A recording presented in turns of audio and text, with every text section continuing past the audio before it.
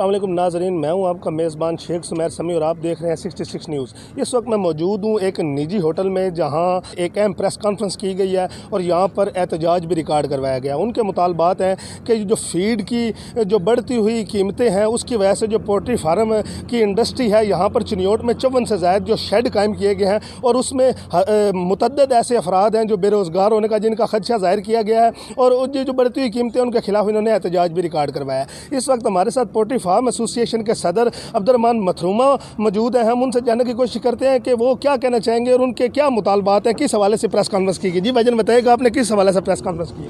हमने press conference इसलिए की है कि जो फीड के रेट थे पहले वो कम थे 2200-2400 रुपया, अब हो गया 3800 रुपया। जो एक शेड की कीमत का लगाया जाए जो प्रोडक्शन के हिसाब से वो तकरीबन 25 लाख रुपया पर शेड ऊपर चला गया। ऊपर से चूज़ा भी महंगा है और ये फीड का जब 100 रुपया रेट ज़्यादा होता था तो हुकूमत नोटिस लेती थी। हमारे इमरान खान की पॉलिसी थी कि मुर्गी पालो। जब मुर्गी की तरफ लोग आ गए हैं, मुर्गी पाल रहे हैं, जो पहले पाल रहे थे वो भी छोड़ के जा रहे हैं और ये लाखों चूल्हे जल रहे हैं। ये तो एक चिन्योट की बात हम कर रहे हैं। आल जो पंजाब है, पाकिस्तान है, सारी एसोसिएशनें एहतजाज कर रही हैं और ये आने वाले दिनों में एक बहुत बड़ा बुरहान पैदा होगा और चिकन जो है 350 से भी कम नहीं मिलेगा। जी बिल्कुल, आपने हमारे साथ मौजूद जो पोल्ट्री फार्म एसोसिएशन के जो सदर हैं उनकी बात सुनी। हमारे साथ यहाँ दीगर ओहदेदार भी मौजूद हैं। हम उनसे जानने की कोशिश करते हैं कि वो क्या अपने ख्यालात का इज़हार कैसे करेंगे। जी भाईजान, आपके क्या मुतालबात और क्या कहना है? भाईजान, गुजारिश ये है कि इस वक्त तो एक माफिया है जो इस मुल्क में बदअमनी और कुचली चीज़ें फैलाने के कोशिशां हैं और उसके आलाकार कई बंदे बने हुए हैं।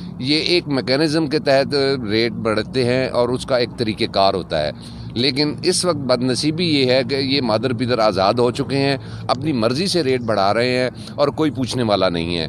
एक रेट जो 2200 और 2300 था विद इन 3 मंथ, कौन सी ऐसी महंगाई हो गई है कि वो फीड का बैग 3800 3800 में बिक रहा है।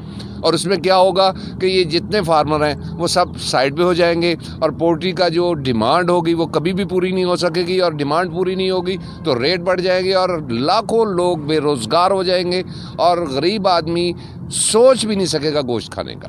बिल्कुल, आपने हमारे साथ ये जो ओहदेदारान हैं पोल्ट्री फार्म एसोसिएशन की उनकी बात सुनी।